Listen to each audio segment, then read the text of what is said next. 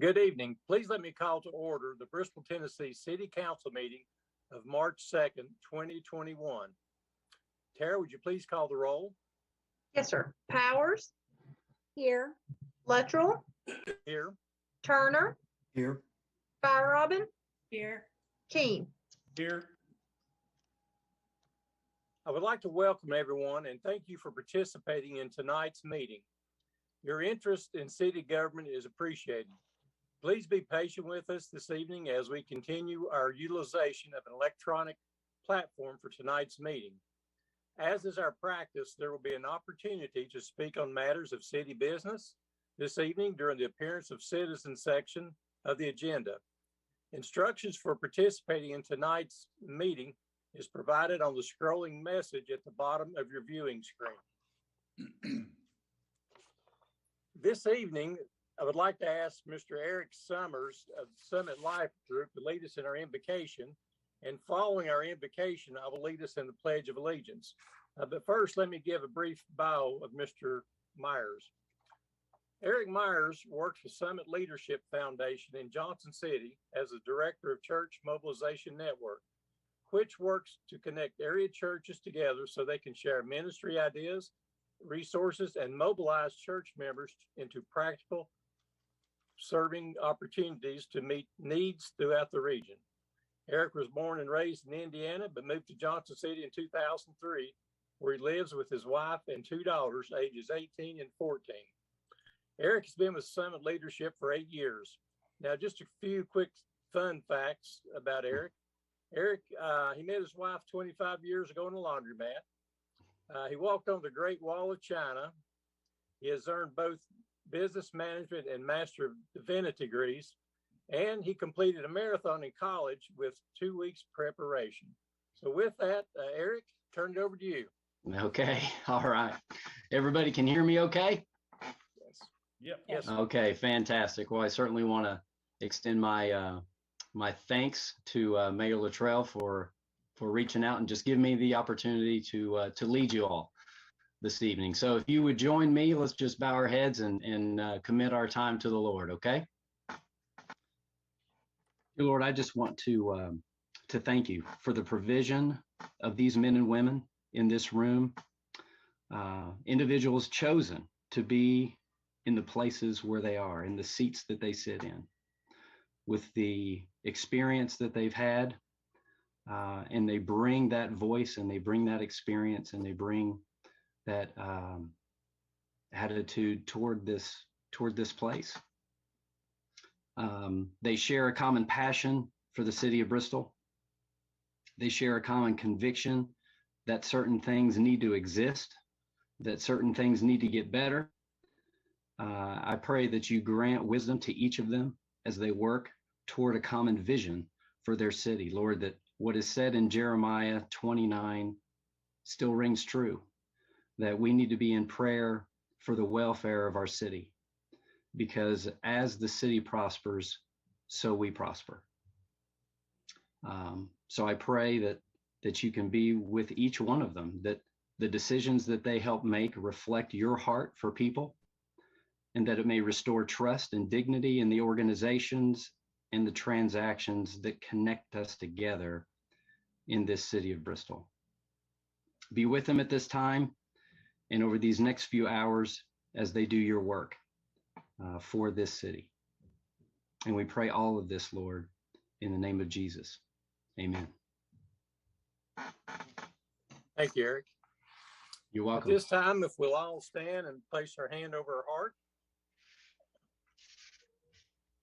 I pledge of allegiance to the flag of the United States of America and to the republic for which it stands, one nation, under God, indivisible, with liberty and justice for all.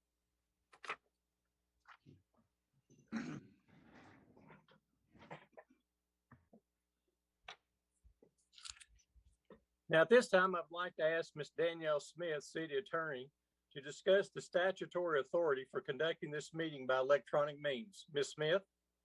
Thank you, Mr. Mayor. As you all know, Governor Lee has suspended the provisions of the Open Meetings Act to the extent necessary to allow governing bodies such as the City Council to conduct their essential business by electronic means rather than in person during the COVID-19 pandemic. One condition of meeting electronically is that if a member of council or city staff is attending by audio only, they should identify themselves by name and position when they speak. In order to proceed with meeting electronically, City Council should make a determining that it's necessary to protect the health, safety, and welfare of Tennesseans in light of the COVID-19 outbreak. If any discussion is necessary, then you should have that discussion at this time. If no discussion is necessary, then you should proceed to a motion and a second and a roll call vote so that you can make a determination as to whether meeting electronically is necessary. Okay, thank you. Any discussion? May I hear a motion? Motion to conduct our meeting electronically. I'll second that motion. Okay, Tara, would you please call the roll? Powers, Yes. Luttrell, Yes. Turner, Yes. Robin, Yes. King. Yes. Mr. Sword, do you have any items to be added to the agenda this evening? No, Mayor, the agenda is complete. Thank you. On our agenda this evening, we have a proclamation designating the month of March as Public Procurement Month in Bristol, Tennessee. I would like to ask Councilman Chad King to read this proclamation. Sure, a proclamation designating Public Procurement Month. Whereas professional public procurement is crucial for the efficient and effective operation of all governments across the state of Tennessee. And whereas the state of Tennessee has public procurement professionals at the state, county, city, collegiate, public school, utility board, public housing, public airport, public hospital, and other quasi-government levels. And whereas public procurement professionals in the city of Bristol and in other public organizations have tremendous influence on the economic conditions in the state of Tennessee, its municipalities, and across the United States, with a cumulative purchasing power running into the billions of dollars. And whereas these public procurement professionals dedicate themselves to providing the best value for every taxpayer dollar, they provide high caliber strategic, logistical, and operational support for agencies, and they dedicate themselves to expanding their knowledge, skills, and abilities for the public good. And whereas, in addition to the purchase of goods and services, public procurement adds values to the organization by performing such functions as executing, implementing, and administering contracts, developing strategic procurement strategies, and cultivating working relationships with suppliers and other departments within the organization.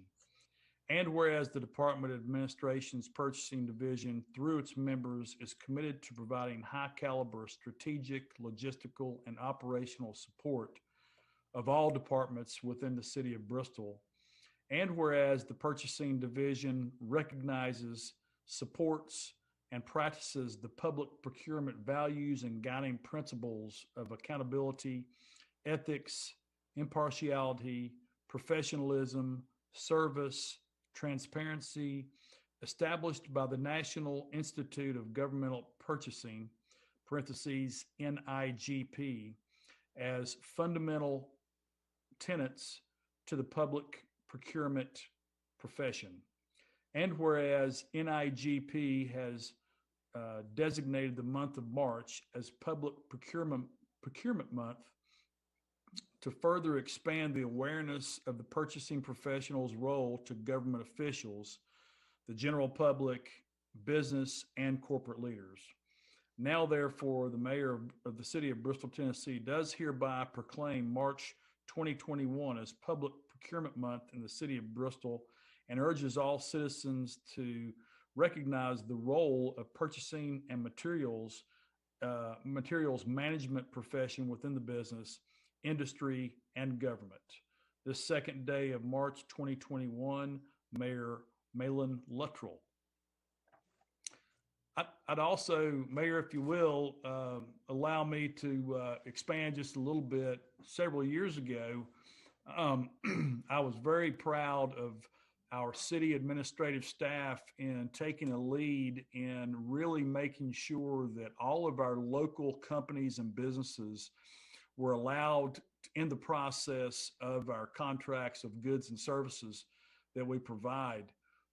One of the things that we did was set up, I'm going to call it public information and training sessions once or twice a year. I don't think we've done that in the last year or so because of COVID and other things, but it really did help our small businesses to understand exactly the procurement process that the city goes through, the dollar standards that are put out for a request for proposals, for instance, where an individual at the city can take quotes, that type of thing. And so really it was one of those things that I believe that our citizens and our businesses really were able to capture and bring in new business. And we all want to do business locally as much as possible.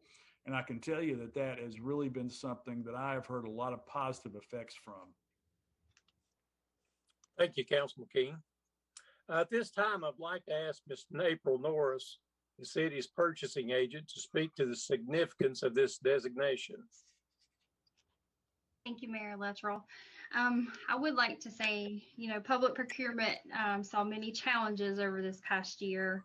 And I feel like as a whole within our city, we did a really good job to rising to those challenges and making the necessary changes so that we could continue to, adhere to the policies and standards that we always have, even through not being able to meet in public.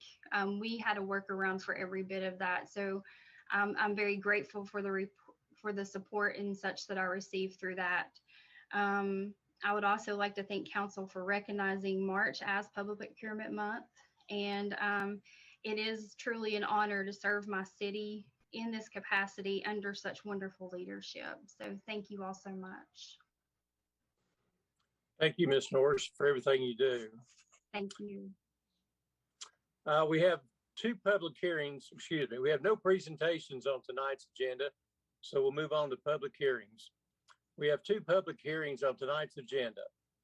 The public hearing is hereby open to receive public comment on proposed amendments to section 405 of the zoning ordinance. Mr. Sawyer, would you please summarize this matter for the public?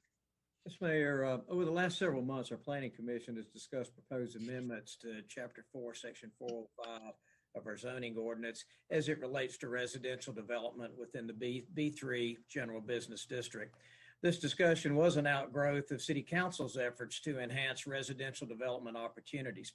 Proposed amendments will reduce minimum lot size and setback requirements for single family and duplex homes within the B3 district. In addition, the amendments will allow for multifamily residential use by right and increase the density thresholds to 35 units per acre within the B3 district. City Council approved Ordinance 21-1 on first reading at their February 2nd meeting and is slated for consideration on second reading later this evening. At this time, I'd like to ask Planning Services Manager Sheriff Young to detail the proposed narrative text amendment. Thank you, Mr. Sora, and good evening, Mayor and City Council members. I'll start with just a brief summary of what this ordinance will impact. As Mr. Sora said, it does allow some flexibility for residential development in the B3 zones. From the single family and two family perspective, the changes that are included is a reduction in the lot size to 5,000 square feet, a reduction in the front yard or the front yard 25-foot front yard setback, 20-foot rear yard setback, and 5-foot side yard setback. And then it increases the maximum building coverage to 45% per lot. For multifamily projects, this does change the multifamily use to a permitted use by right rather than the special use permit that's approved by the Planning Commission. It increases the density to 35 units per acre. It maintains that the buildings less than 30 feet in height that have the same setbacks as single-family development. 30 feet and greater in height has a 3-to-1 height side yard setback ratio. And then it maintains the building coverage per lot at 40%. I'll quickly show you just a red line slide of how this ordinance will change. So what you're looking at right now is the permitted use list. So this will remove the stipulation for single family and 2-family residences to be developed in accordance with the R2 space requirement. So now they have their own designated specific development space requirements. Also removes that item requirement that the multifamily residences be approved through a special use permit. So they will now be just a permitted use outright. Next slide shows the development standards chart. So here you can see the impact that this text amendment will have on the setback requirements, the lot size requirements, and the building area requirements. So this is the red line change. And then the next slide shows the clean copy. So this is how the ordinance will look if this text amendment is passed on second reading. And after 17 days, this is how the new ordinance will read. The Planning Commission did review this at their meeting in December, and they did vote unanimously 9-0 to send a favorable recommendation to City Council for the proposal. With that, I'd be happy to answer any questions you all may have.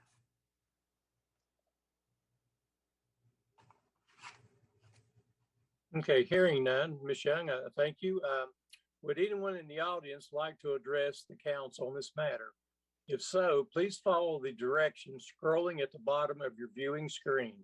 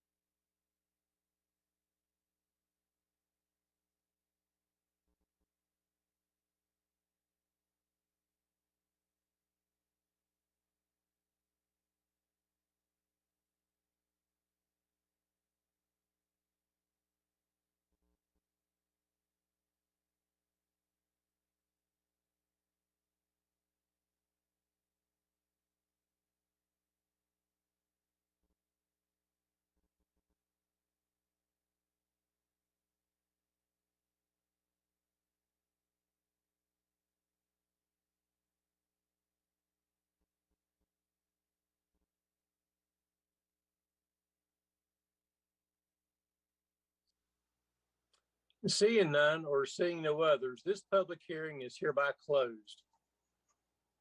The next public hearing. This public hearing is hereby open to provide a review of the city's fulfillment of the annexation plan of services for property located at 1003 Highway 126. Mr. Soar, would you please summarize this matter for the public? Yes, Mayor. As council may recall, in March of 2020, City Council concluded the annexation of the reference property at 1003 Highway 126. As part of the annexation process, City Council is to conduct a public hearing 6 months after the annexation, and then again at the conclusion of the 1-year point following the annexation to discuss the annexation plan of services and the status of the completion of those plan of services. With that, I'd like to ask Sheriff Young to once again address this issue. Thank you, Mr. Sora. So on the screen, you have a map of the property that was annexed approximately a year ago today. It is about just over 5 acres. The owner is Mr. Tony Boyd, and the zoning here is the B3 district. The plan of services summary is on the screen. This is what was approved by City Council with the completion of the annexation. Most services were effective immediately, so you can see that list of services that were effective immediately at the top of the screen. There were some short-term items that needed to be completed, such as an additional street light on Highway 126 and the extension of the public sanitary sewer service. Both of those items have been complete, and as of today, the plan of services is complete for this annexation. With that, I can answer any questions y'all might have.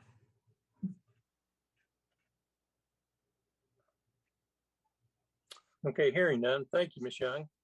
Would anyone in the audience like to address the council on this matter? If so, please follow the directions scrolling at the bottom of your viewing screen.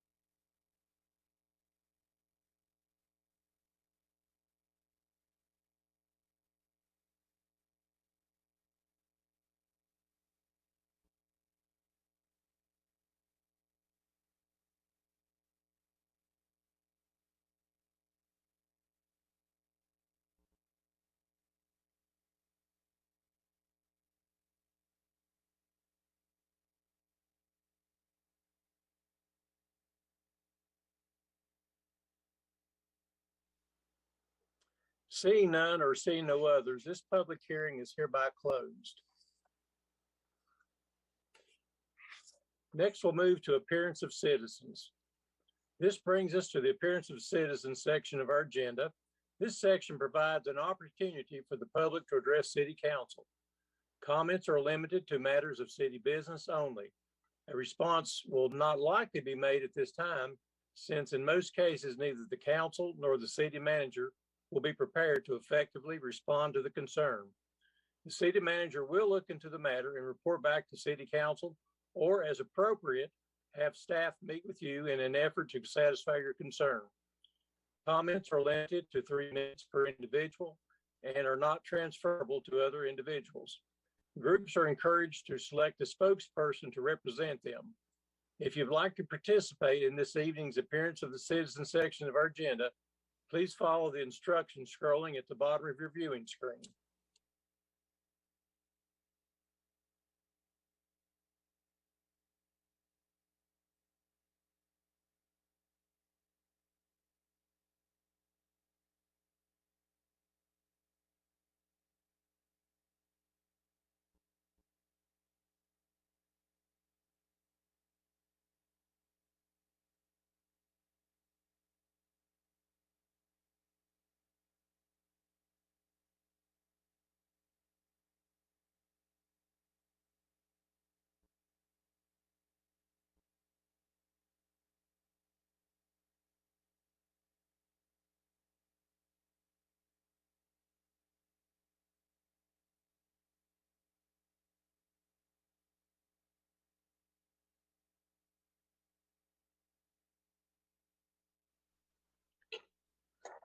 We have no appointments to be made on tonight's agenda, so we'll move on to the consideration of ordinances and resolutions.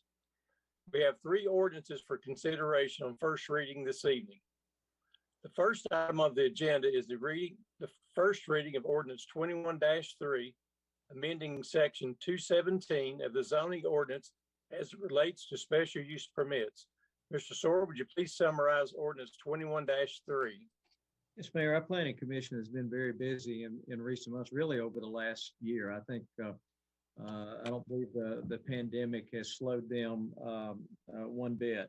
And as part of their work effort or plan of work over the last couple of months, they focused on section 217 of our zoning ordinance as it relates to special use permits.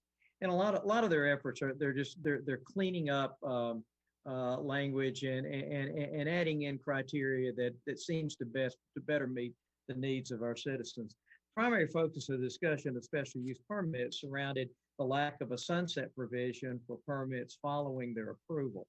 The proposed amendment would provide an expiration of an approved permit within 24 months if no activity is taken to advance the project. In addition, the proposed amendments provided language that further clarified the requirement for project concept plans in terms of the text amendment. This Planning Commission gave final approval. This is by unanimous vote at their February 15th meeting. And Sheriff Young is going to detail the proposed amended language.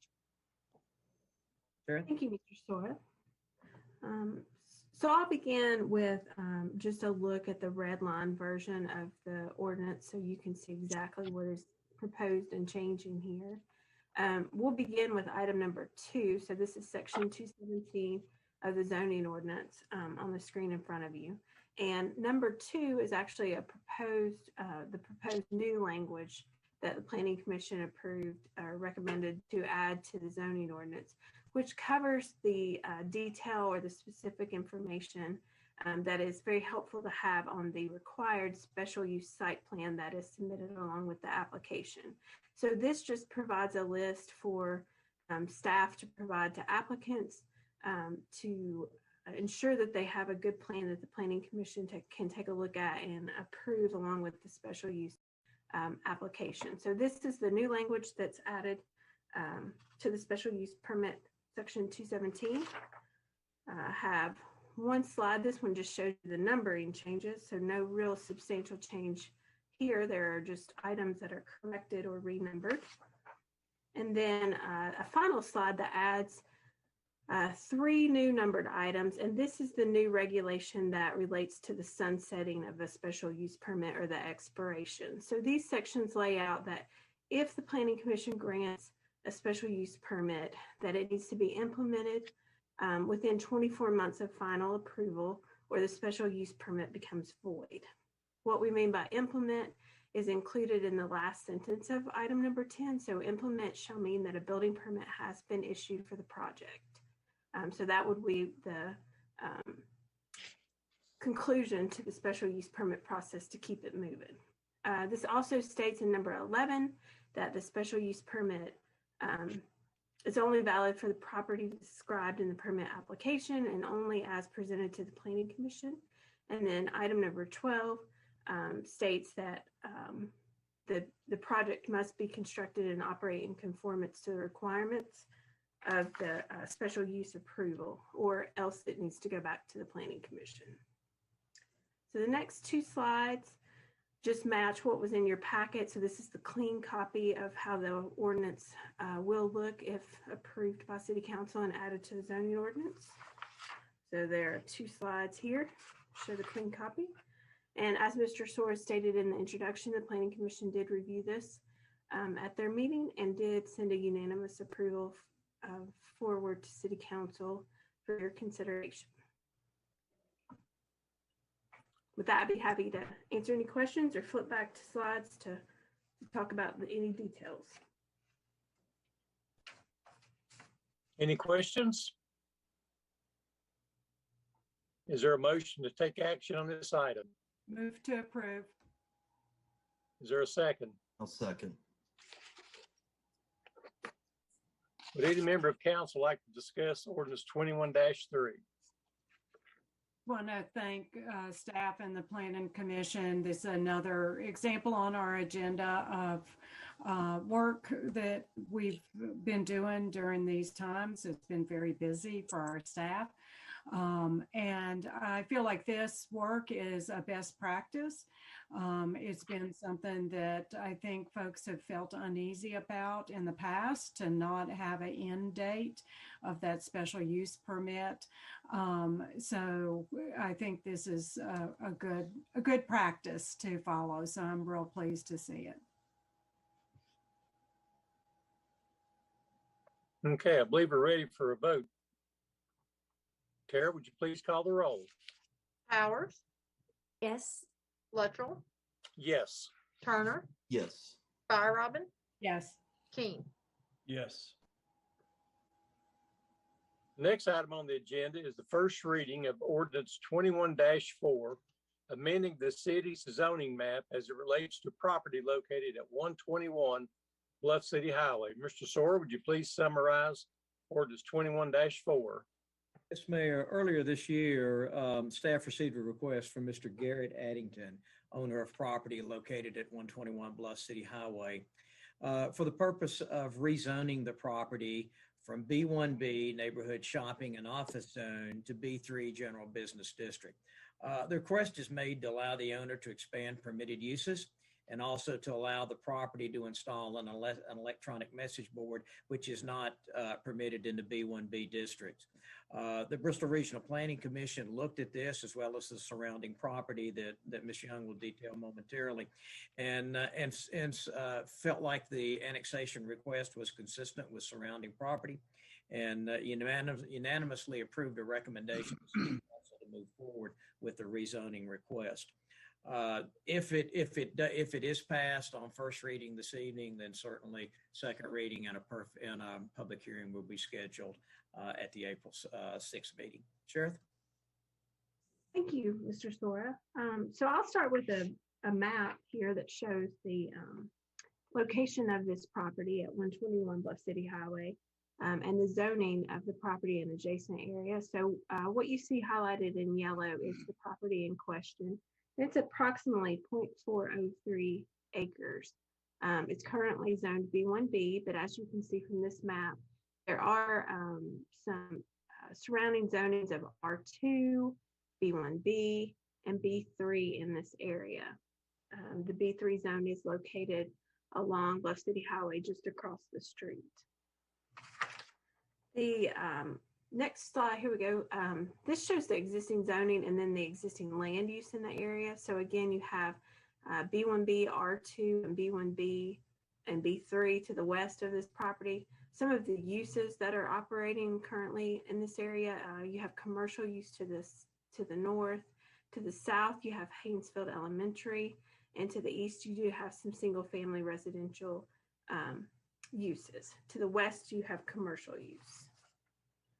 I have just two photos of the building, which Mr. Addington has been hard at work on. So this is looking at the property from across Bluff City Highway. And then I have two slides that summarize the uses allowed in the B1B and the B3 zone. So first slide is the B1B uses. So you can see here on the left side of the screen, the permitted uses, and then the right side of the screen, special use permit uses. I won't read all these uses to you, but the B1B use list is definitely serving the neighborhood. So you have single family duplex development, and then some light commercial uses, retail, office, some repair and maintenance type uses that service neighborhoods. And then if you look at the B3 zone, this permitted use list expands quite a bit to serve more of the general business district, corridor business district. So you have an expanded business use that if this rezoning is approved, Mr. Addington will have some additional uses that he can add to his facility there should he choose to. This is a rather small parcel, so some of the more intense B3 uses probably would not fit on this parcel, but they are permitted uses. You do have some of the corridor-based truck terminal type uses. Again, probably not going to fit here on this small site, but those are permitted uses in the district. Next slide is an excerpt from our future and land use map. So again, here the parcel for rezoning is highlighted in yellow, and the red color designation indicates a commercial land use classification. So a good chunk of the Bluff City Highway corridor is slated as commercial land use. Haynesfield just south is designated as an institutional land use classification. So for this reason, the city staff looked at the future land use map and the policies that go along with it and felt that this rezoning was suitable as the map designates it as commercial, and as policy 3 and 6 support the rezoning request. So here on the screen, you see policy 3 and policy 6, which talks about sustaining existing commercial areas, and then policy 6, which talks about encouraging the redevelopment of underutilized land and buildings to capitalize on existing infrastructure and services. Public notification signs were placed on the property to let adjacent property owners and folks in the area know about the meeting time, date, and location. We also sent notice to adjacent property owners by letter to let them know about the meeting and opportunity for commenting. The public feedback we've actually received 2 phone calls. One we received since publishing this presentation, but both were inquiries in nature, just looking for more information about the project, and did not submit any kind of opposition or support for the rezoning request. So the recommendation that staff submitted to the Planning Commission and then to City Council is that due to the commercial zoning on the subject parcel and surrounding parcels, combined with the agreement of the future land use map and the policies that accompany the future land use map, the staff recommendation was for the approval of the rezoning. At the February 15th meeting of the Planning Commission, they also unanimously voted to forward a favorable recommendation to City Council for this request. With that, I'm happy to answer any questions. Okay, any questions from anyone? Is there a motion to take action on this item? I'll make a motion to approve. Is there a second? I'll second.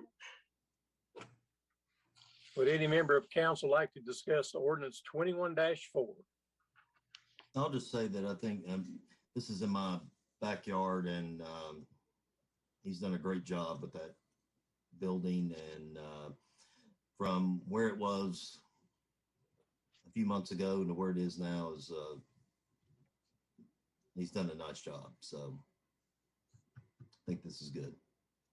Yeah, I'd like to concur with you, Councilman Turner, that I go by that building several times a day, and it's a great addition as to what he's done with that property. Okay, I believe we're ready for a vote. Tara, please call the roll. Powers, Yes. Luttrell, Yes. Turner, Yes. Fire Robin, Yes. King. Yes. The next item on the agenda is the first reading of ordinance 21-5, authorizing the abandonment of a portion of the Willow Street public right-of-way. Mr. Sora, would you please summarize ordinance 21-5?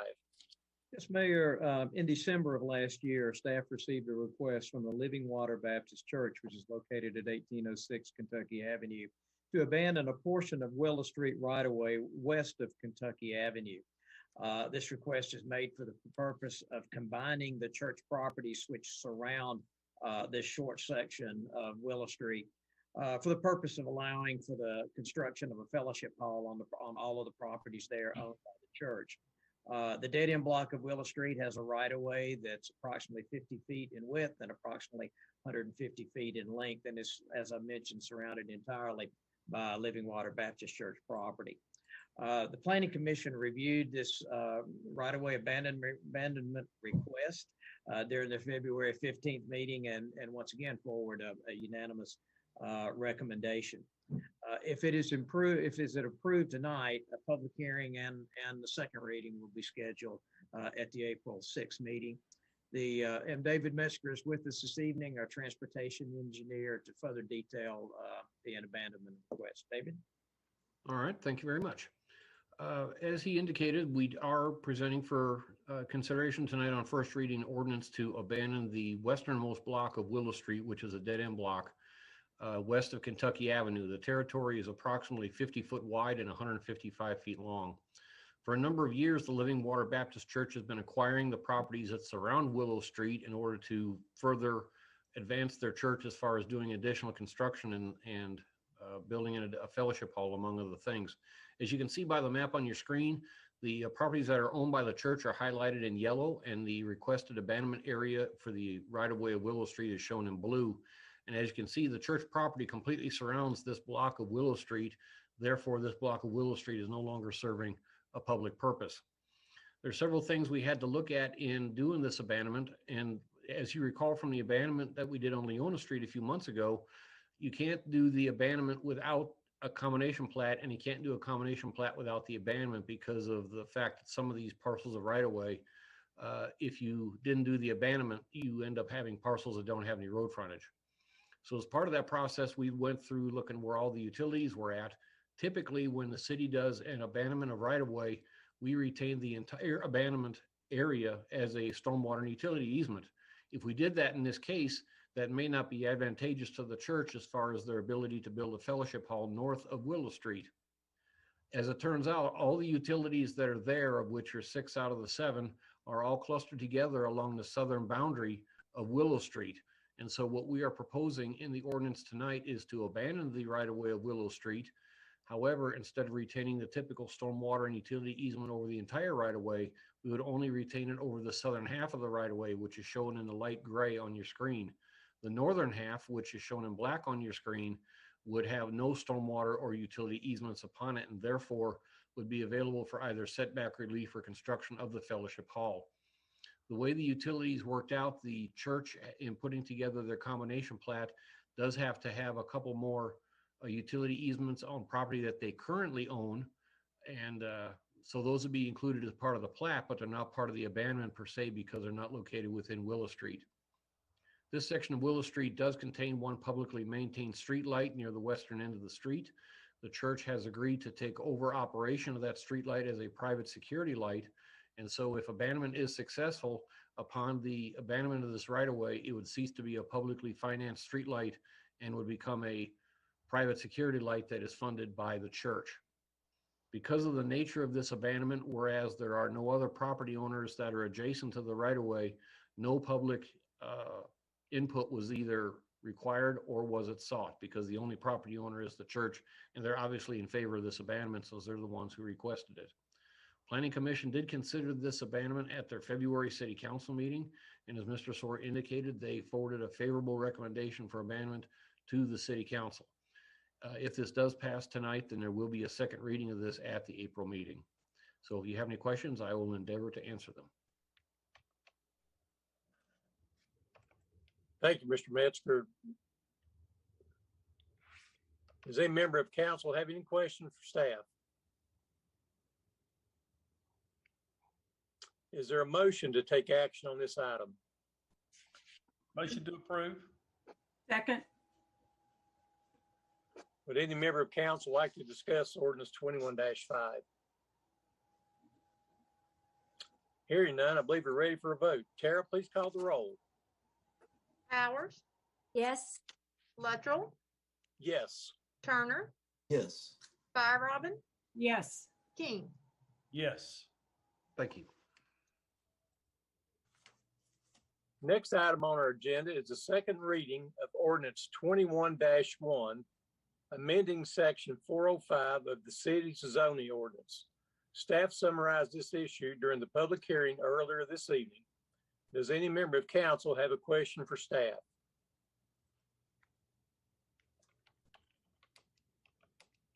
Okay, hearing none, is there a motion to take action on this item? Motion to approve. Do we have a second? Second. Would any member of council like to discuss ordinance 21-1?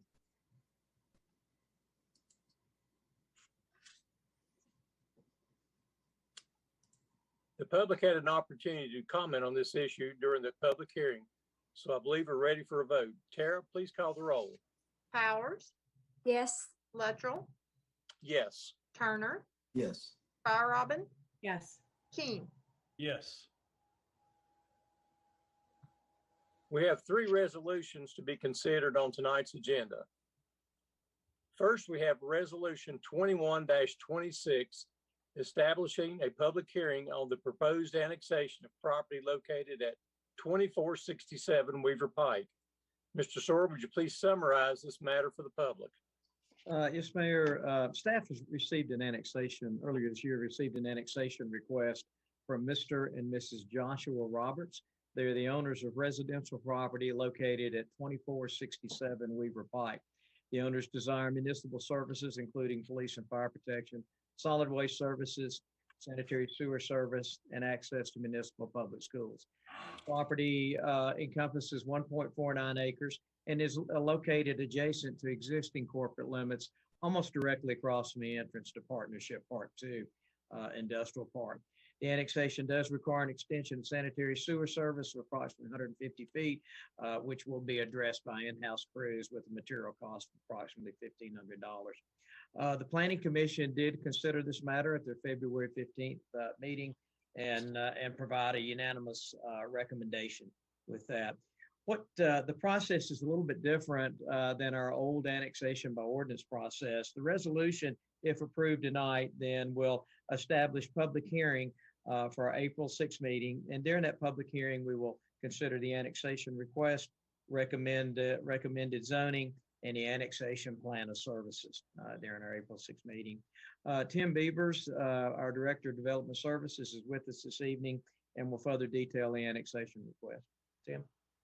Yes, thank you, Mr. Sora, and good evening, Mayor and City Council. Good to see you all as always. Won't regurgitate everything Bill said. He did an awesome job there of summarizing it. So you've seen the first slide. This was a request by Joshua and Rebecca Roberts, who live at the property, and they would like to avail themselves of the city services and opportunities we provide being inside the corporate limits. The thing, when you look down at the bottom of the screen, you'll see the appraisal value by the state, the assessed value, and approximately based on the current tax rate of $784.51, property taxes that the city would collect should this property be annexed. This is a map showing the location. In yellow is the property.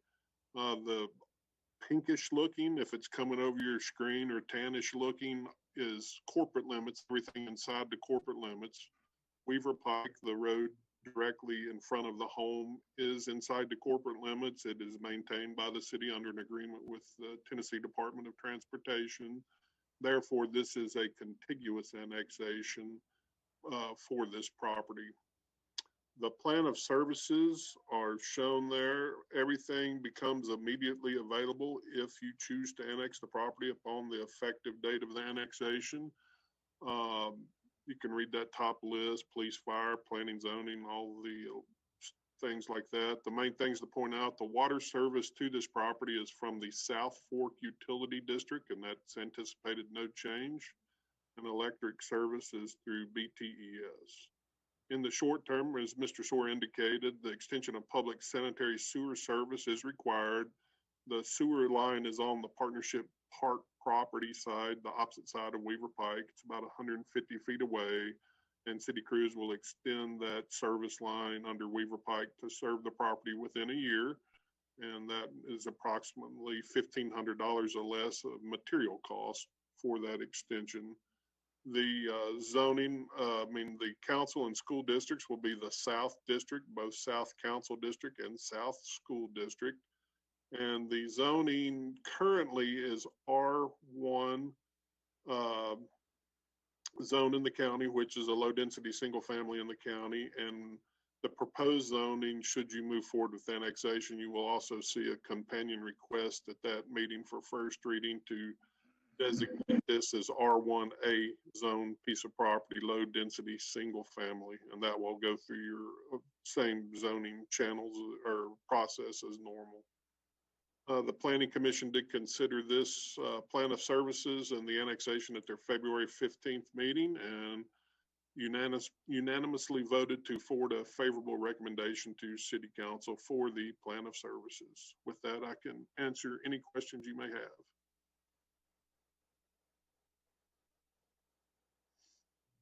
Any questions? I'm just curious. I noticed that Weaver Pike seems to be the dividing point between the county and the city. Could we go back to that map that you showed, Mr. Evers? Like Briscoe Circle, Briscoe Circle Extension, all of that's considered county property, correct? Yes, let me get my mouse working here for some reason. But the pinkish color, it might be tannish on some people's screen. It's all inside the corporate limit. You have these subdivisions and a few tracts of land here that are not inside the corporate limits. And up at the top, you'll see a little pinkish area, and that is the business park Right. where Siemens and Tri-City Extrusion, or that's not the right, Master Model Craft, and those Royal Molding are located in that area. So there is a pocket here. 394 is all in the corporate limits. So there is a pocket here surrounded by the corporate limit. Yes, ma'am. Have we ever, would it be appropriate, perhaps it wouldn't, have we ever made it known to those neighborhoods that they have the opportunity to request annexation? We reached out to some of the surrounding properties along this parcel, not everybody in that subdivision, and this didn't have any interest to be annexed from other parcels. But we did not reach out to everybody in that bigger subdivision, just the ones on Weaver Pike that are adjacent. Basically, that if we extended the public sewer line, could be served by that public sewer line. That was part of our internal staff discussion as we discussed the annexation request. Could this be part of a larger initiative? And as Tim indicated, those properties that were immediately surrounding the requested property were canvassed to determine if they had a level of interest. And largely what drives this is school tuition. And it's advantageous. And certainly Bristol, Tennessee City Schools are known for a high quality education and the desire to be there. And sometimes that can be accommodated less expensively through annexation than it can through tuition. Right. Well, I just know there looks to be a good bit of density in the adjoining neighborhoods, and wondered how many of those children actually attend the Bristol, Tennessee City Schools through tuition. And, you know, to just make it known, as this whole area is surrounded by county, by city property, our corporate limits. So I find this to be very interesting and something that perhaps we could take a look at again in the future. Thank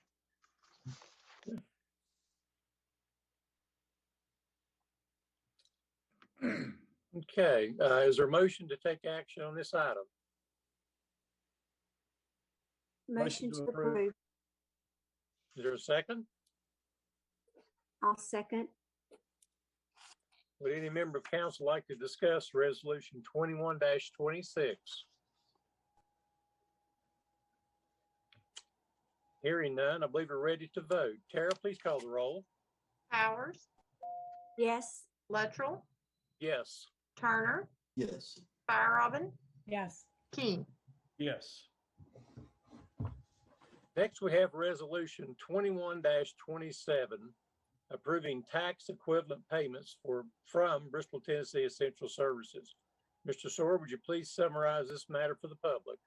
Yes, Mayor, as council may recall, this is, we usually this time of year, we consider a resolution that authorizes the distribution of tax equivalent payments from Bristol, Tennessee Essential Services.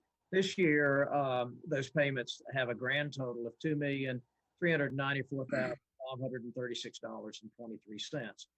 This amount is a total of $2,283,011.62 for electric facilities, $19,359.54 for telecommunication facilities, and $92,165.07 for cable and internet facilities. Each payment is based on the statutory formula and is the maximum amount permitted by law. As you're aware, BTS does cover areas outside of Bristol, Tennessee, and that's included in this amount. For the city of Bristol, Tennessee, we will receive a total of $1,845,334.17. These payments made by our tax exempt utility service compensation for services rendered to it by our local government hosting the utilities. The payments will be made no later than the end of the fiscal year. Okay, do member of council have questions for the staff? Do we have a slide on that or not? There you go. Great, thank you. I would just like to say how much I think we all appreciate BTS and what they contribute to the community, and what a great job they do. Vince, as our representative to BTS, would you like to say anything?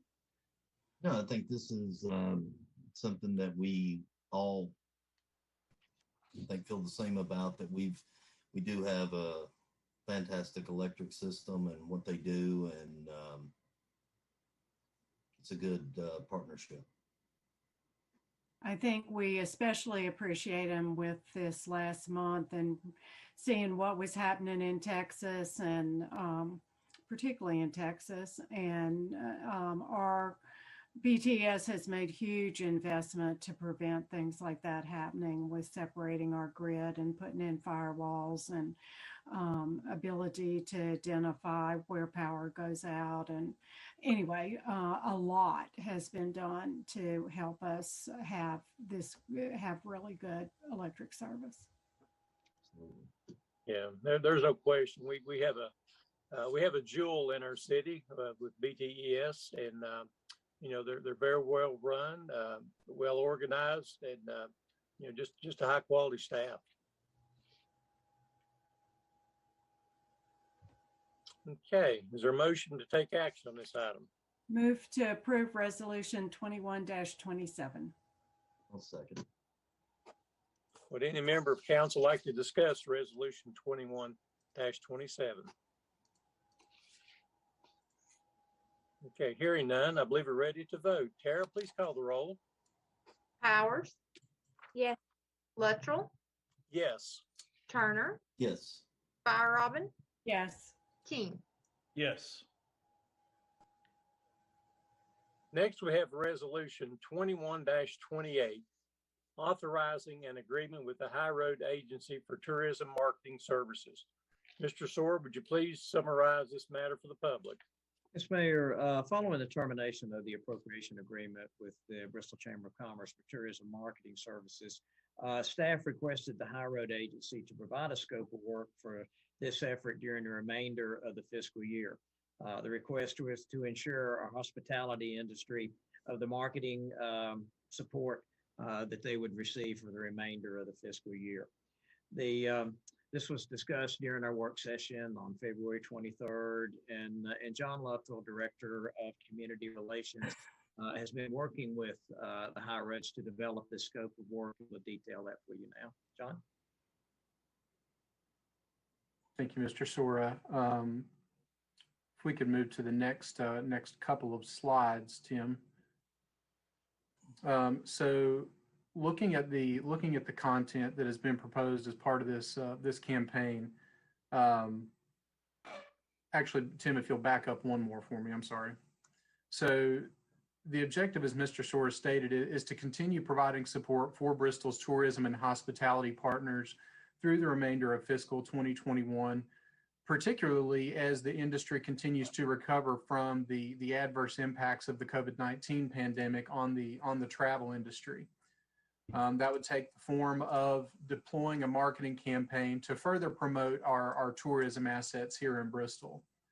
The goal is to collaborate and expand upon existing campaigns that are already in progress by our tourism partners. Of course, when I'm referring to our partners, that means a number of other assets and attractions here in the community, and I'll touch on that here in a moment. But really, we're in a unique opportunity to leverage the High Road Agency's capacity and their capabilities in the digital marketing world, as well as their existing relationships within the tourism industry. Next slide, please. The components of the proposed plan of work include a social media advertising campaign, largely driven through Facebook advertising. Of course, inherent with that is some Instagram advertising as well. What's been proposed on the social media side of things would be multiple ad sets, about kind of putting it in 4 buckets, if you will, focusing on our live music, our nightlife, birthplace of country music, really that music entertainment part of our tourism economy. Next, of course, we have motorsports, and just knowing the immense impact that Bristol Motor Speedway has on our community and the really unique opportunities that they've got coming up over the next couple of months and well into the rest of this year, and partnering with them to maximize exposure of those events.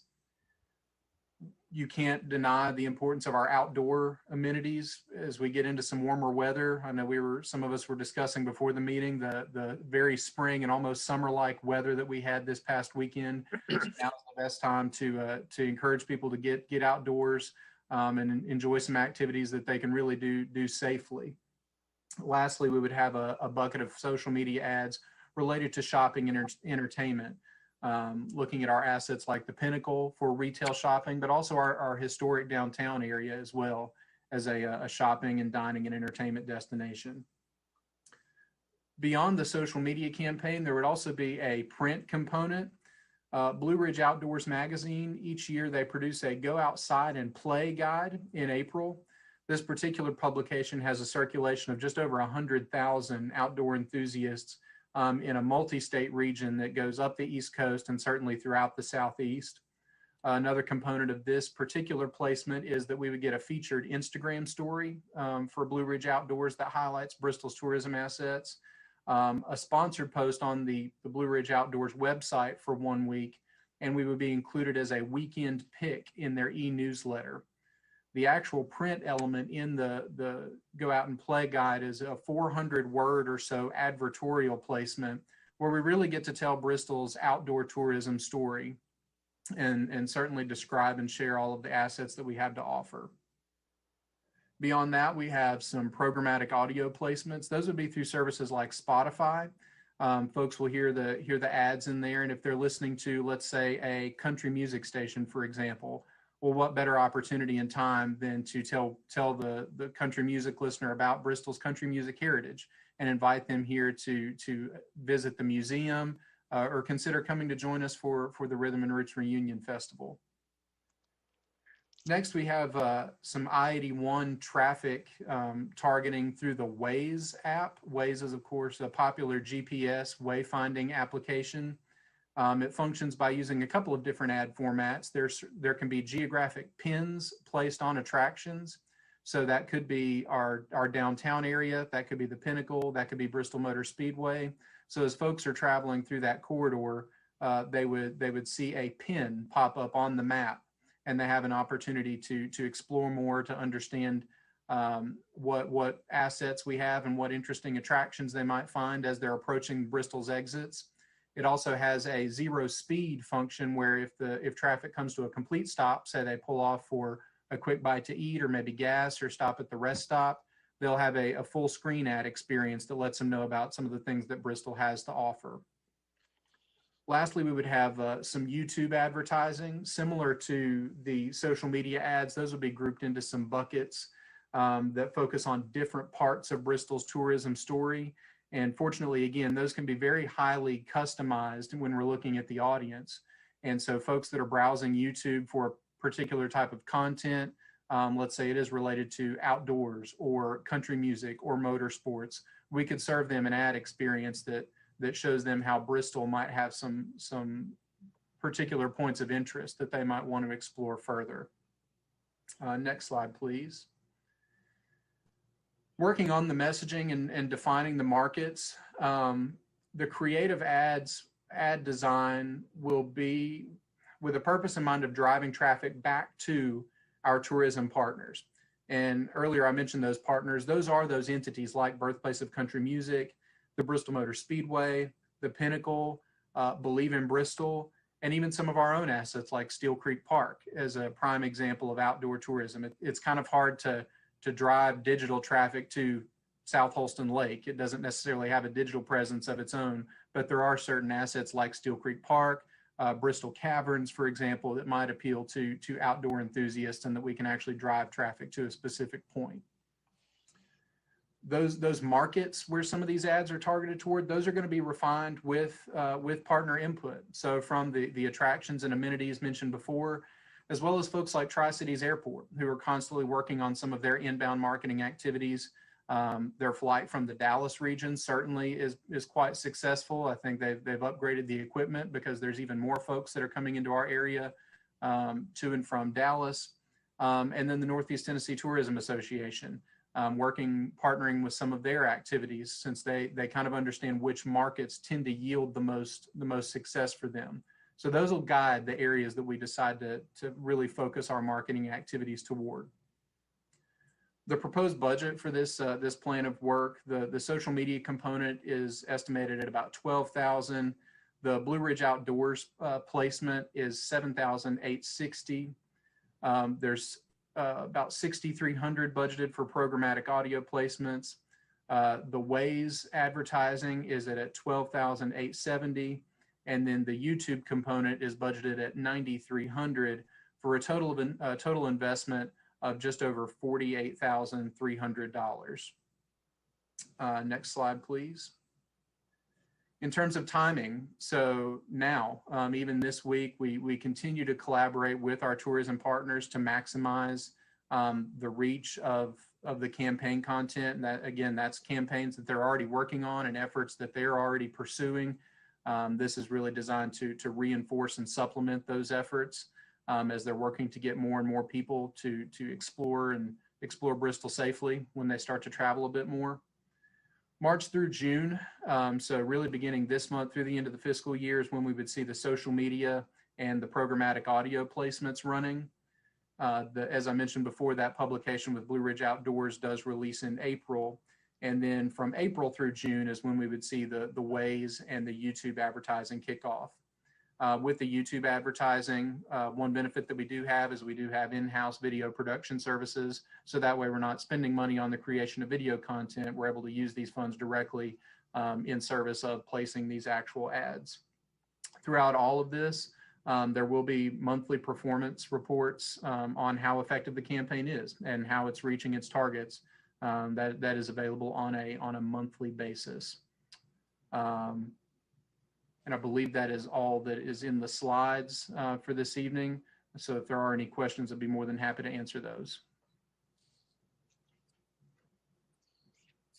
John, in our work session, you explained the whole aspect of pay-per-click, more or less, that if you're a subscriber to Waze or to YouTube or some of these other social media platforms without advertisements, would you explain how we actually only pay for what is used or seen?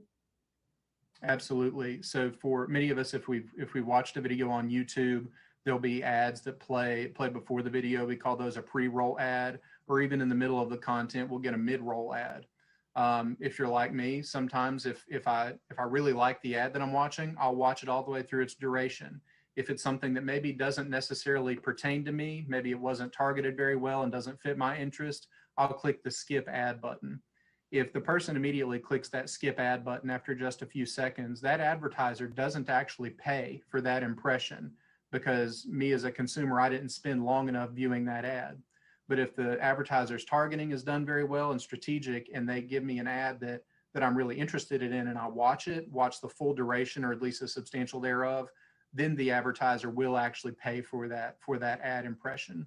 So through the use of some of that strategic placement, we're only going to be paying for impressions that reach likely audience members who would want to come and visit Bristol. Hey, John, I've got a question. On this contract, the way I'm reading it, it's an open-ended contract. There's no, it's saying a start date, but there's no ending date on it unless it is terminated by, I guess, us or them. Am I reading that correctly? That this is just until, if we say we don't want to pay anymore or they do not want to work with us anymore? Is that the way this contract reads? So this particular agreement is only for the services from now through June. If there were any other services in the future, those would be subject to a separate agreement. This one only does cover those activities described herein through the end of June of this year. Where is that on this contract? I was reading the Exhibit A under the agreement, and then the term, it says the effective date and shall remain until the services are complete or until the agreement is terminated by either party according to paragraph 4. So am I missing something somewhere? pulling that up now, and Ms. Smith may be familiar with this. She's the one that drafted this particular master service agreement. Councilman Turner, the services that are contemplated in the proposal would be completed in June. And so this contract in paragraph 4 says the term is till the services are completed, unless the parties decide they want to add more services to them, which obviously if it's more than, the spending amount would have to come back to you for approval. But we do have the ability to terminate it at any time, whether it's before the services are completed or afterwards. Although there'd be no reason, primarily before the services are completed. Okay. And I guess the other question that I have, it says that we're getting a monthly campaign performance report. And I know that we're currently involved with doing a campaign with them now, but we've not received any reporting up to now. And so we haven't got it before of how are they going to be able to give us that reporting? And that's part of it. And to be honest, I mean, I can't support this. I understand of what we're trying to do, but I feel like that, we have entered into already with an agreement and we've not received any statistics or any type of reporting on what we have been doing, but now we're going to go and spend more money when we're not sure of what we have been is actually working. So I was just curious of how they're going to have a monthly performance report of how that's going to happen. Sure. I assume you're referring to the Bristol is Ready campaign that we're running with them now, the community livability campaign with BTES. The first part of the campaign that's currently running for that is the TV ad placements in the Nashville and Atlanta markets. Right. Those actual ads began running. It was, if I'm not mistaken, I believe it was around the 21st or 22nd of January when those ads began running in market. The media partners that those ad buys come through, they typically don't have much of any reporting within the first 30 days of those campaigns. So that would have closed out roughly the beginning of last week is when the first 30 days was up for those particular ad sets.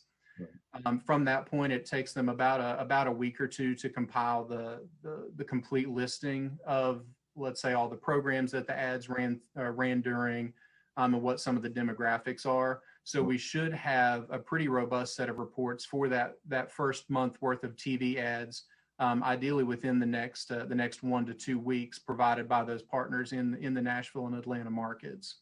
Okay. So the TV takes longer to get the reporting in, and that's what we're running on the other campaign.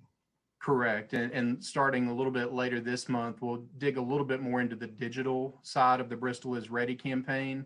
And that reporting is much easier. It's certainly you can summarize it on a monthly basis, but the best part about the digital is you can really dig into it almost, at will and see how your ad sets are performing. That's one of the advantages that digital certainly has over some of the traditional marketing options, is that real-time reporting that unfortunately TV doesn't always give us. Will they be, one last thing. So on like the Blue Ridge Outdoors, will they be writing that article, and will they be coming up with their own digital content? Is all this going to be new, or are they going to be using what we already have?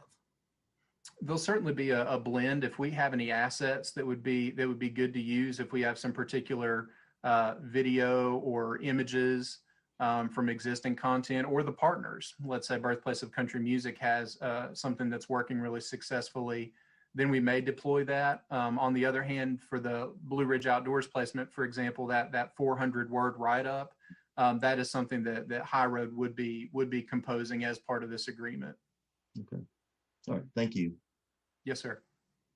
I'd like to know, was there any vetting of collaboration or advertising or anything with organizations like Hotels.com, Expedia, TripAdvisor, organizations like that that are really pertain, especially ones that pertain specifically to hotels, where we gain revenues through our hotel taxes.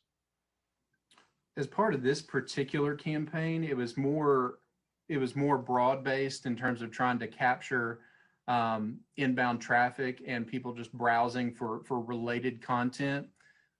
Certainly working with targeting more toward hoteliers and those types of travel assets that could be incorporated into a broader digital campaign, looking at some of the digital display advertising, like what we're planning to do with the Bristol is Ready campaign, for example.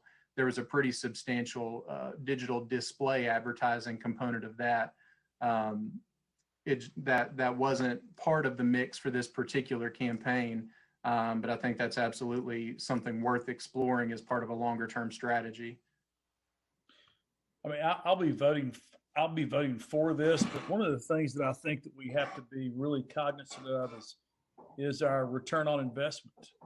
And the major way that we measure that is heads and beds, and through the revenues that our hotels and our hoteliers are bringing through. So I think that's something we should really look closely at moving forward. And I've always been a believer that a mix of marketing and advertising through multiple segments. We'll see how this works out without any TV or traditional type ad. Well, let me say this: we do have the print media through the Blue Ridge Outdoors, so that's one good, very good traditional media source.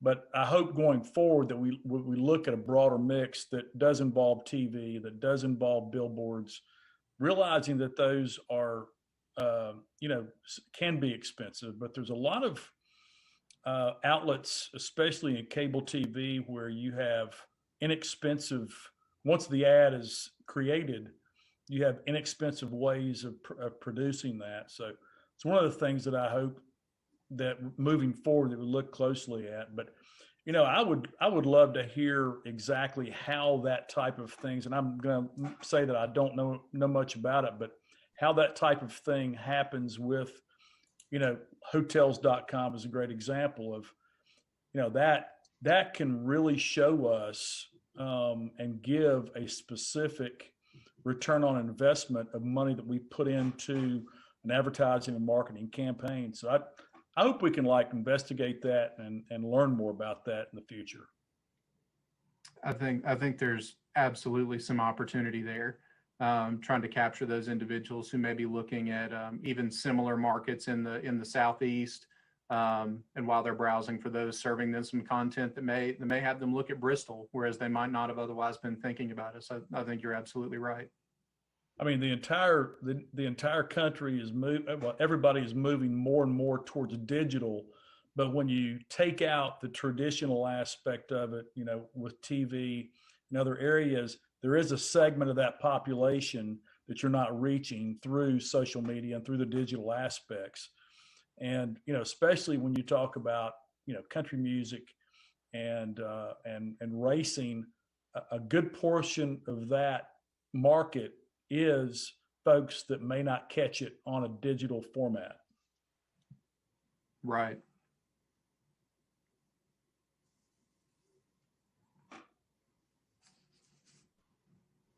Okay, any other comments or questions? Did you hear somebody? Are we discussing, or are we having questions and then gonna make a motion? Still in having questions for staff right now. Thanks.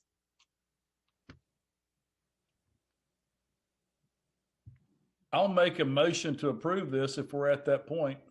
I was getting ready to suggest that, Chad. We'll go to that point. Yes. Okay. I'll So we have second. Would any member of council like to discuss resolution 21-28? I would. I think that, listen, I understand what we're trying to do here. I guess the problem that I have is, when we severed the agreement with Discover Bristol, part of that agreement was that we would continue to fund them through the end of the year. And we did what we should have done. And so on the other side of it, I feel like that they will honor that agreement and they will continue promoting tourism for Bristol until the end of the contract. So, we're in turn basically spending double the money here. And, I think that of being able to, and of the group that we're using, I do not know any of them, but I feel like that we should possibly take a look at what else is out there. We have until the end of June. I feel like that the chamber is going to live up to their end and continue supporting tourism until the end of our fiscal year.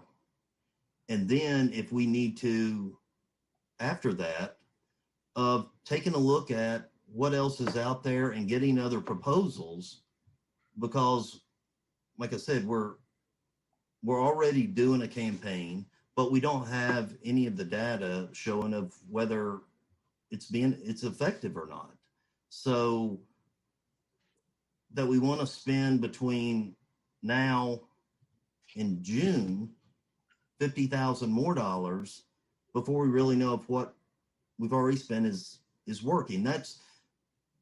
I think it's great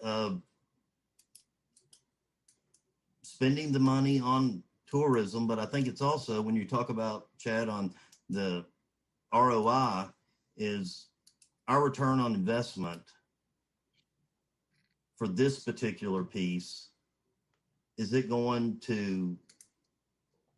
we going to get our return on investment? And I don't know, but I just think of the fact of having other avenues, looking to make sure that we are spending the money properly. That's my only concern with this. Go ahead. I was just going to state that I completely understand that viewpoint, and I think right now we're in uncharted waters with this.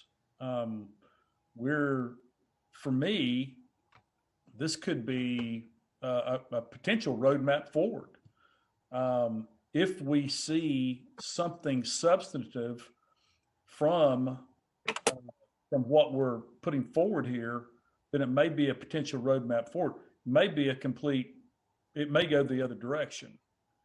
What you have to keep in mind is we only funded Discover Bristol $75,000. So we funded $170,000 last year. So we're taking the additional $100,000 and we're putting that towards the current campaign that we're sort of in the middle of right now, or a third way through, plus this campaign, more along the lines of tourism as well. I think it's going to give us a lot of information going forward as to exactly how something like this could either help, or maybe it's not worth it. It is expensive. It's a lot of money, and I don't take it very lightly. But I'll tell you one thing in this field is you have to try a few things in order to learn and make sure that where your pathway is forward. I understand. I just think that talking that same way of, we haven't reached out to anyone else to get any other proposals for this.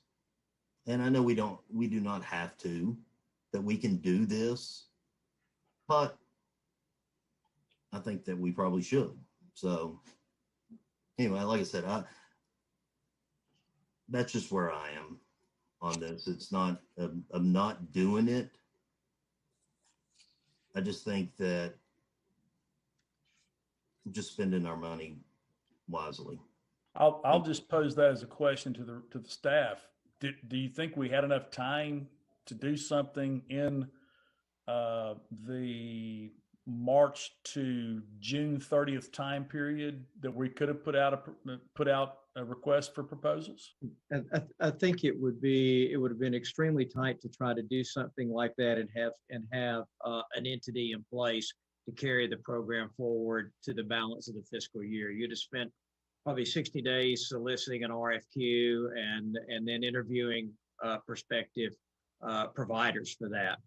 I think, but to Councilman Turner's point, as we move forward, July the 1st is a new time frame for us, and I think in this timeline we do need to go out and begin to canvass and see if there are other providers out there and go through that formal process again.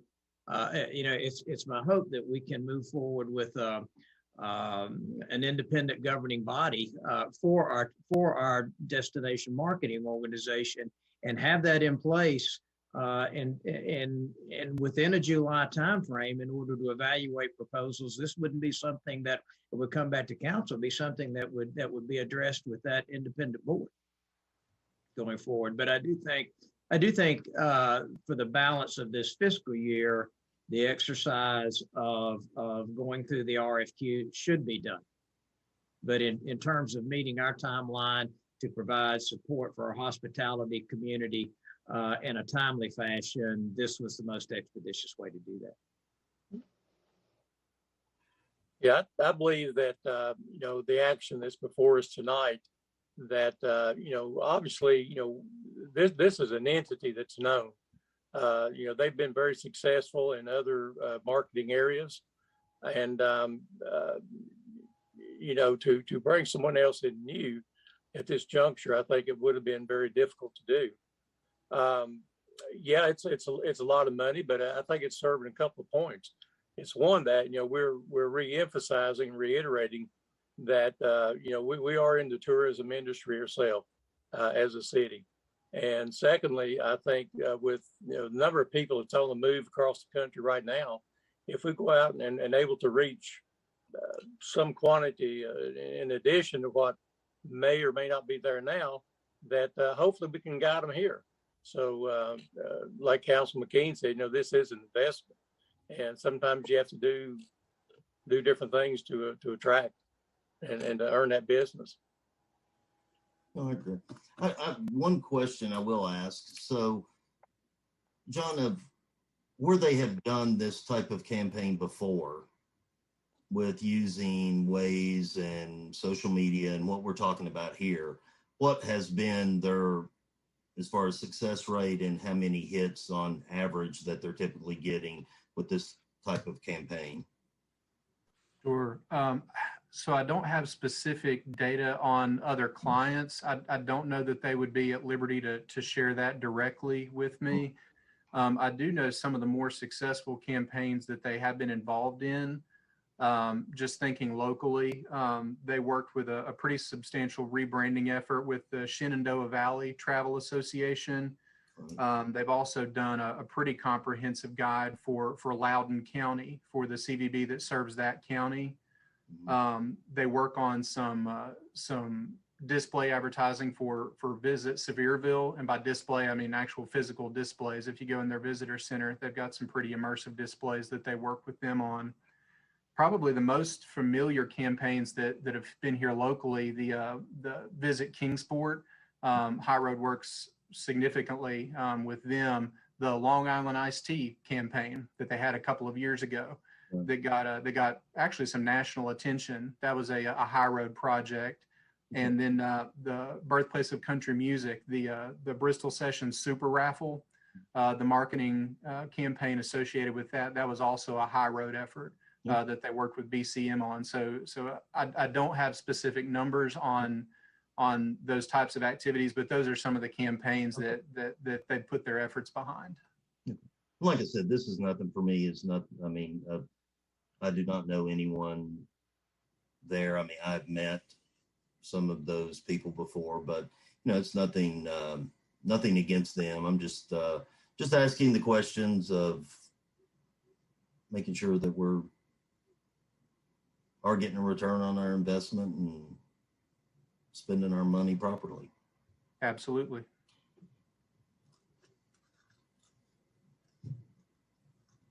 So I think also supporting tourism and doing as much as we can, even with hopefully Chamber and CVB will continue doing their parts that they've been doing traditionally. And if we add to that, I think particularly with COVID, that is a good addition because of how hard it's been. So trying to get those pushes out there as people feel more comfortable with travel, et cetera. So, and I certainly support doing RFP, or did you say RFQ? Yeah, request for qualifications. Okay, thank you.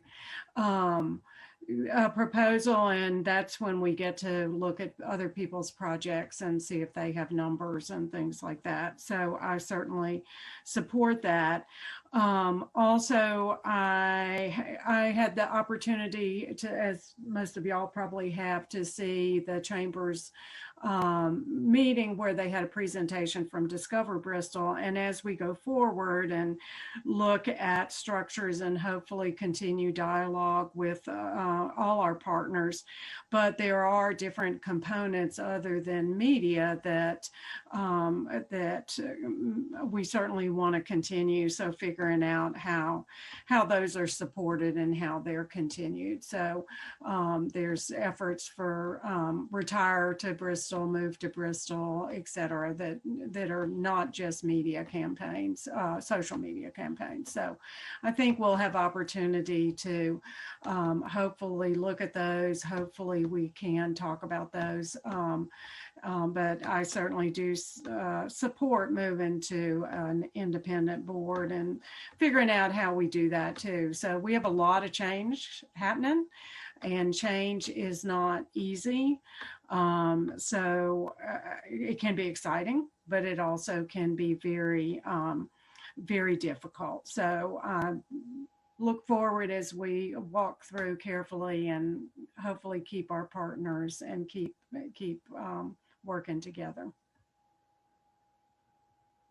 I think that all the points made this evening are very important, and I appreciate the conversation, and hope that we will continue these conversations. I'm looking forward to the consultant being with us. Mr. Sora, is that on the 24th? On the 23rd. 23rd, my apologies. And of course with Netta. And I think that as Margaret, you said, we have a great opportunity in front of us, and really looking forward to see where this takes us. I think we're headed in a great direction.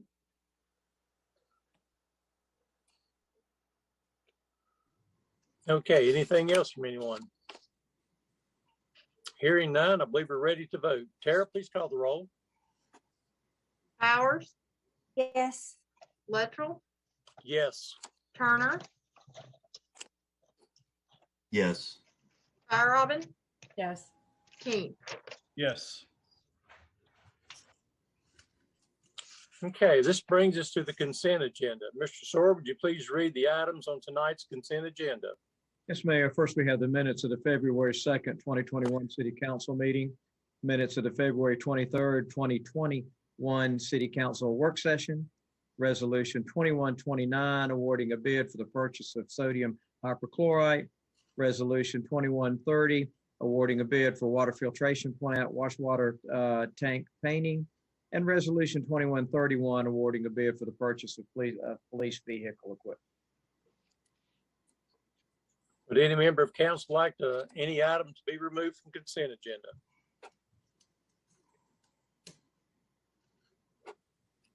Hearing none, do I have a motion to approve the items included in the consent agenda?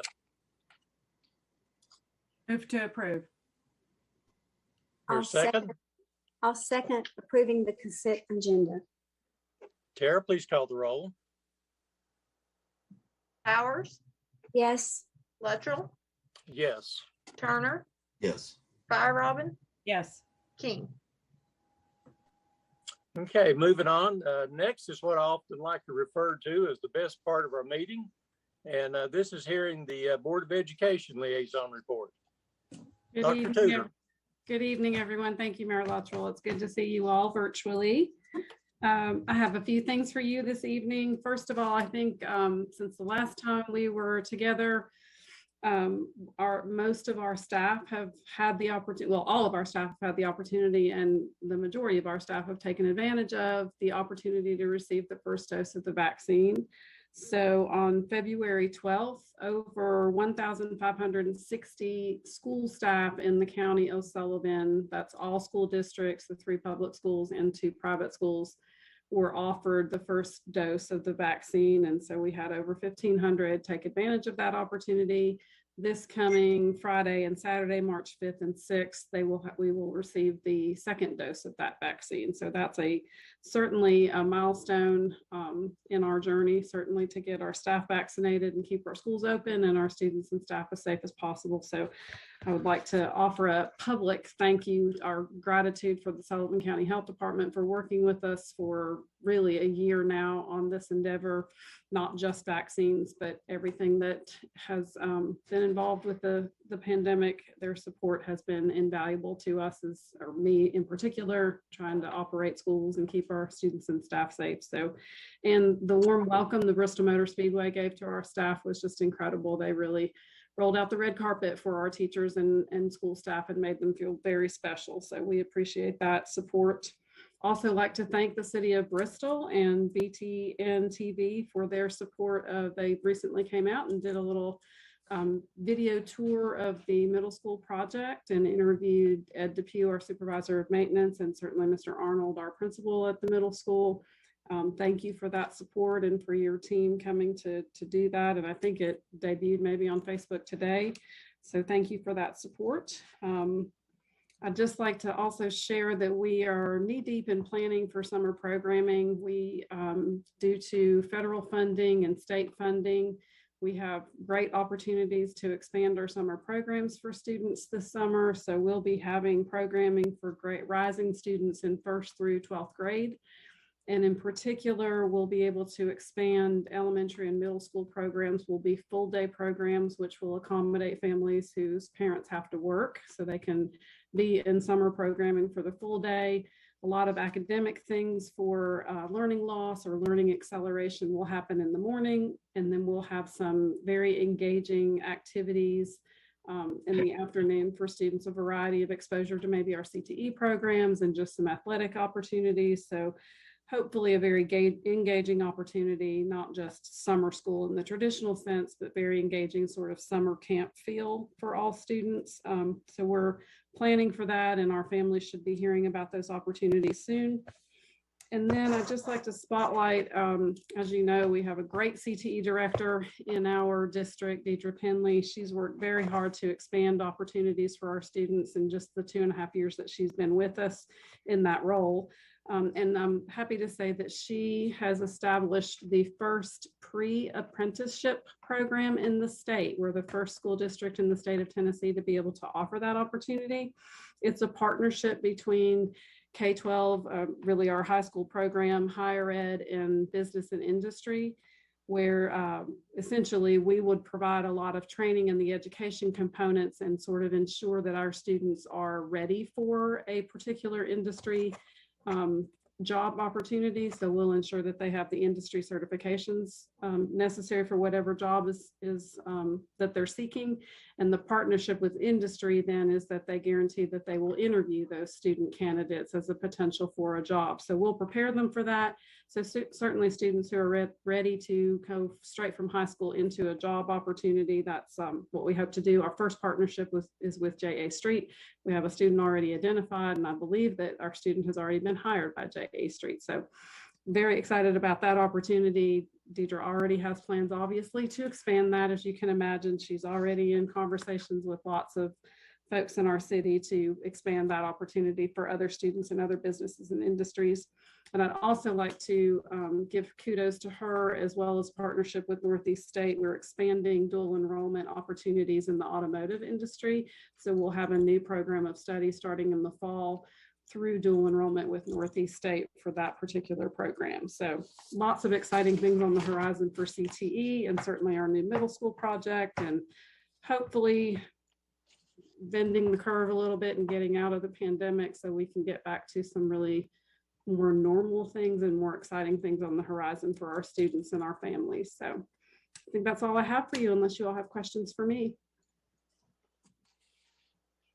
No questions, but that was an excellent report. It's very comforting and rewarding to hear the milestone that school has made with the internship program. I think it's going to be great. I think it's what the industries and locally have been looking for. And I think you guys have really rose the occasion. It's going to be great. Thank you. We're very excited about it. Dr. Tudor, I'm so excited to hear about it, all of the accomplishments of the school system. Y'all always exceed our expectations in such a brilliant way. Would like to be sure and invite you to our networks meeting so that you can share some of the same information, and so that you can hear some of the concerns of our existing industries. I believe a few people have already reached out to y'all about doing that, but we'll make sure that you've got that link so that you can join us if possible. Thank you. Yes, ma'am, I have heard about that, and we are prepared to participate for the next meeting. So thank you. Dr. Tudor, if you need a link to that, if you haven't already been provided a link to the networks meeting, just let me know and I'll forward you one. Thank you. I'll check on that and let you know, Mr. Sora. I'll also mention really quickly that we've been in close contact with the IDB and the school system.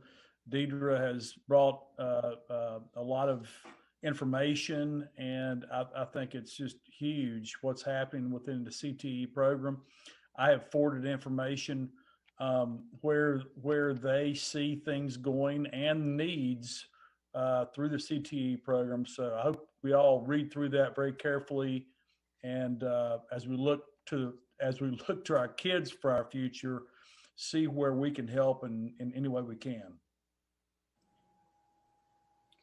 So I want to also express it is so good, and I'm sure it's such a relief to so many teachers and also to parents to know that teachers are receiving vaccinations.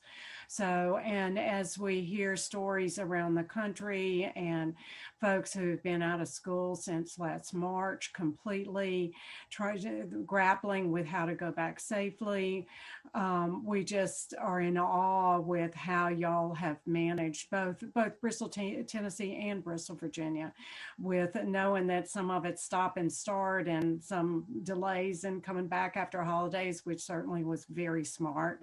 But how in person has been able to continue through this to some extent. So y'all are brave, you're strong, and just really in awe. So thank you so much.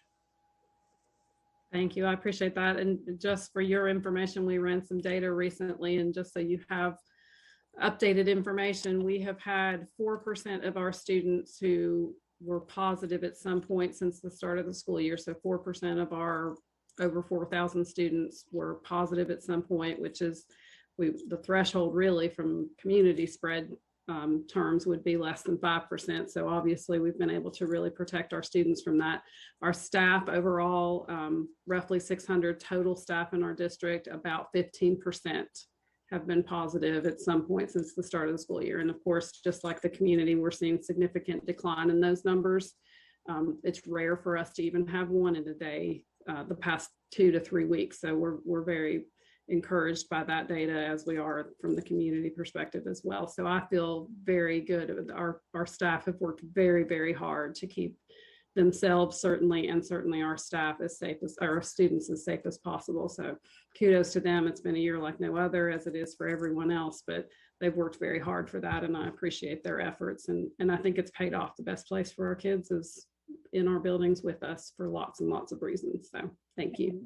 I appreciate you're really emphasizing staff, because it is not just teachers, it's full staff. And we also recognize how hard your nutrition staff have worked, and custodial staff and bus drivers and everybody who have really gone the extra mile during this time. So kudos to you all, and we greatly admire you.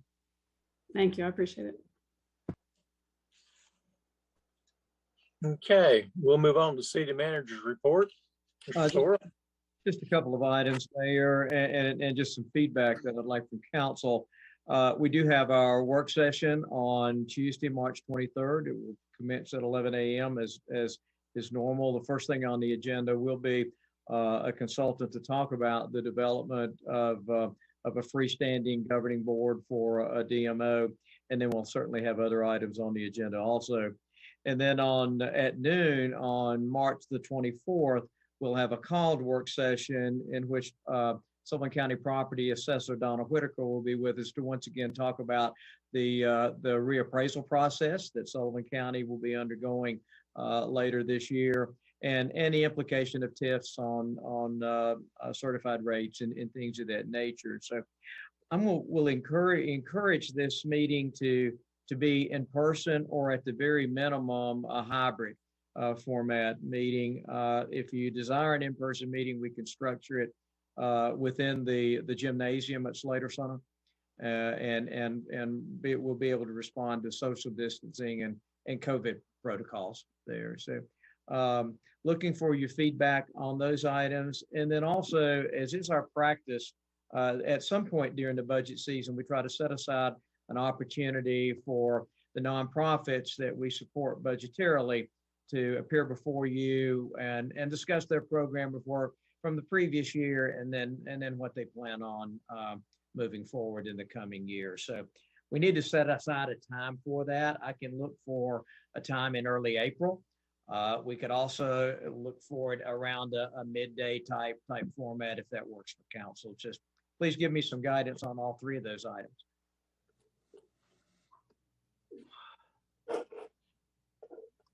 Well, I'll jump in here. I would really like to see us, or for those that are comfortable, for us to meet in person, especially with the consultant on the 23rd and with Donna Whitaker on the 24th. If you're comfortable, I really think that, we haven't met in person in a year, and with the vaccines being more readily available. I know the meeting that we had in January, where we met in the Slater gym. It was a great meeting. I felt very safe. We wore masks. We observed all of the COVID protocols. So if comfortable, I don't want anybody to do anything that, of course, that they're not comfortable with, but it would be nice to meet together. You looking for an answer tonight, Mr. Sora? I'll need to advertise it. I don't need an answer tonight, but certainly as we get toward the end of the week, the first of next week, I need to advertise the type of meeting that we will hold on the 23rd and the 24th. Okay.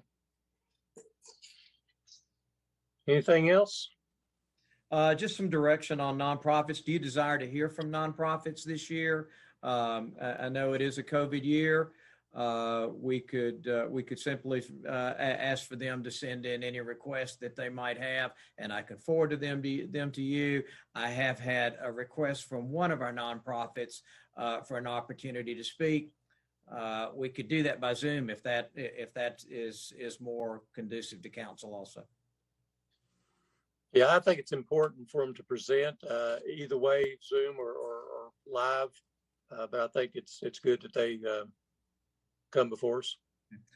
I'll work then toward perhaps having a couple of those meetings. We'll shoot for a noon time or sometime during the day if that's okay. And I'll look at perhaps early April. for in that time and format. We will at the end of April, on April 27th, we will have our typical budget work session in which we begin to look at the entire document and make those decisions in anticipation of our approval process in May and June. So we would want to have those meetings. Any presentation from the nonprofits, I think, would be appropriate to do in early April. Okay. So if we wanted to do those by Zoom, we really need to do them in March. Right? Unless you're correct, unless the governor extends his, you're absolutely right. We only have the authority to conduct those through the end of March. This City Manager, I believe that goes through April 28th under the executive order. Really? Yeah, I will double check to make sure of that, but it's another 60 days from February 27th. So it would Okay, be I was thinking it was 30 days. April. That is the way I read it as well, through the Right. end of April. Great. Awesome. Awesome. That'd be great. Because those could be easy enough and that not require room set up and all that kind of stuff. You can do that. Okay. That's all I have, Mayor. Okay, city council comments. Do you want me to go? I can go. Jump right in. I just wanted to thank for having the opportunity for the virtual meetings. Means a lot for safety, and also some folks, not necessarily any of us here, but some folks have or maybe so, new babies or older parents or something that they want to be sure to protect those family members as well. So being able to try to keep yourself safe so that you can feel okay doing some of the care that maybe more than normally is required, even especially with our younger folks who are working jobs that maybe aren't at home or struggling at home with children, et cetera. So anyway, it has meant a whole lot to be able to have that opportunity. Also, I think over time that we certainly, it's not easy when we have really difficult topics, and it's not easy with groups that don't know each other prior to Zoom, but I think it has gotten easier over time to be able to be successful in Zoom meetings. And again, we so thank our IT folks, and I know the public comment part is always tricky to be sure we put that out there strong enough for people to understand how to take part, et cetera.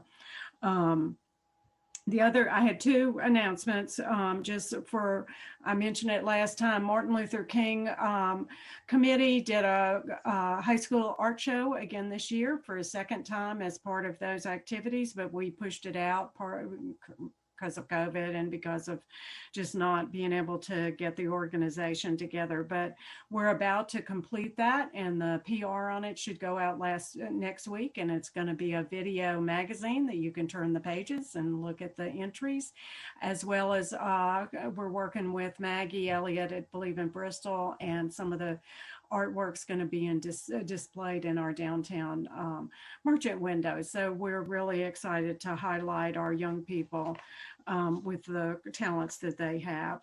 The second thing, just to talk with Dr. Tudor talking about our students, and also with earlier talking about workforce stuff, or maybe with CTE. But Bristol's Promise last year did the First Friday program in March. It was the last one before it went virtual. We are doing a virtual program this Friday, and the title is Keys to Unlocking Workforce Success, Building Strong Community, Workforce, and Economy Using Data and Science. And it will provide more information about the importance for our workforce to start before birth at birth when that brain is developing, that if we want a strong workforce, that's what we need to be doing. And that's all of us. That's our industrial development boards need to be doing that, not leave that just to our schools. Also that our parents are the first stop place for our children, and they need support and help in education. If you don't get up for 8 o'clock to watch that, I think BTS TV videos those and shows them later on. And also a video goes out with that. One other thing that has come across several times and keep forgetting to bring it up, but Sullivan County Anti-Drug Coalition has approached folks different, talked to me, I think Mayor Luttrell, about smoke-free playgrounds. We're given that ability to make our playgrounds smoke-free if we choose to. So whether that can be, whether we all agree we'd like to, and see if our attorney goes ahead and writes a resolution that can be looked at, or whether we want to talk about it, have the Sullivan County Anti-Drug Coalition folks or whoever we would want to talk about why that's a good idea. But see whether we want to move forward with that opportunity. So just putting that out there to see if people are interested in proceeding it or learning more either way. If there is interest in that, I know Danielle has done some drafting in that regard. If there's interested in advancing that, then I would place that on the March 23rd work session agenda. I would be interested in smoke-free playgrounds. I would too. So I think learning more about it, and also I know Sullivan County Anti-Drug Coalition could provide information or be available to probably do brief presentation or just be available for answering questions. It's something they've worked on. There's a whole lot of aspects of drug-free that the coalition works on, and that's been one of them. And certainly smoking in the state of Tennessee, and particularly here, it's one of our biggest risk factors for cancer, for stroke, for heart disease. And we still are higher than average in the state for smokers and for the number of young people who begin smoking. So it'd be great to talk about it.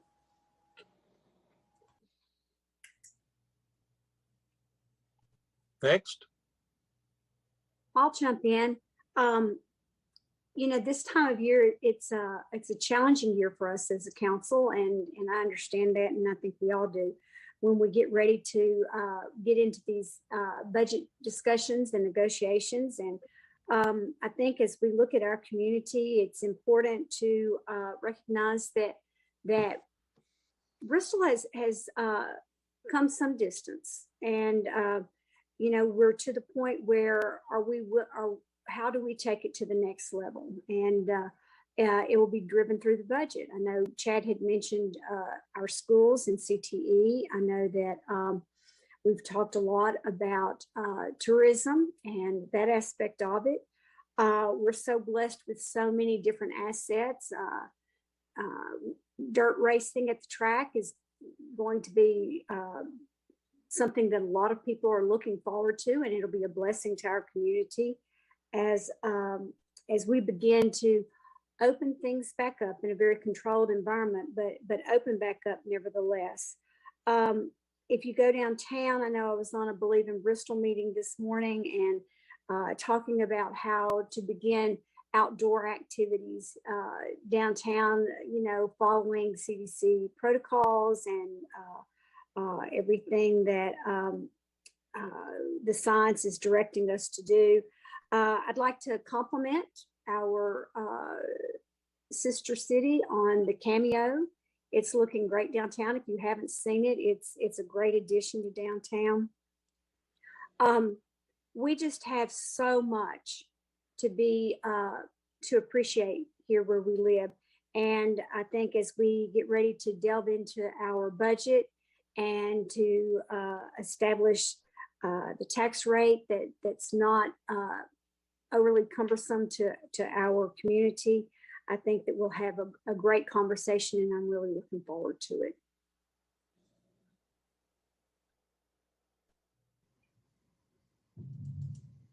Next, I'm good. Chad.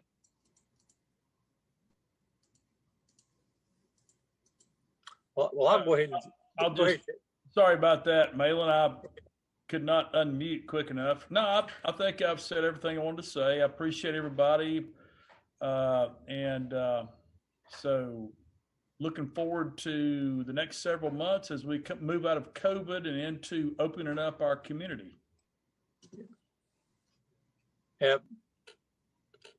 First of all, man, I'd like to, thank all of our council members and staff for all the hard work, everyone continues doing each and every day. And, we have a lot of good things going on there in our city.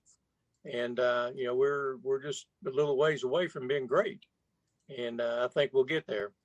Some very promising news this morning. Now, the legislative meetings with the chamber from Tennessee and the state of Virginia is that the historical tax credits potential is gaining a lot of traction right now down in Nashville, and also increasing passenger rail down this way. It sounds like it's received a big boost from the Virginia legislature. I think they've appropriated about $280 million to continue that work, and Bristol's name keeps coming up. So I think that's in our future, hopefully for too long. So just some good stuff. With that, if no one else has any other comment, I'd say meeting adjourned.